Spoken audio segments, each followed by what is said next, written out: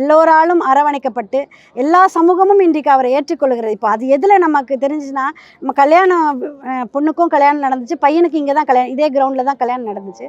அதில் எல்லா கம்யூனிட்டிலேருந்து எல்லா தலைவர்களையும் வந்து இவங்களுடைய பிரதிநிதித்துவத்தை காமிக்கிறதுக்காக நாங்கள் உங்களோடு இருக்கிறோம் அப்படின்றத ஒரு ஒரு பதிவை வைக்கிறதுக்காக எல்லாரும் வந்திருந்தாங்க.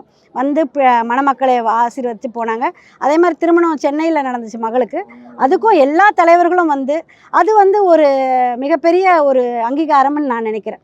ஏன்னா இன்றைக்கு அந்த சூழ்நிலை மாறி இருக்கிறது, இவரை பார்க்கும் பார்வை மாறி இருக்கிறதுன்றதை நான் எடுத்துக்கிறேன். நான் ஏன்னா எல்லாரும் ஏற்றுக்கிட்டாங்கல்ல, இவர் ஒரு சமூகத்துக்காக போராடினவர், இன்று அரசியல் ரீதியாக மக்களுக்காக போராடுகிறார் அப்படின்றதா பொதுவான மனுஷன் அப்படின்ற ஒரு இன்றைக்கு ஒரு தாட் எல்லார் மனசுலையும் வந்திருக்கிறது. அது மாபெரும் வெற்றி.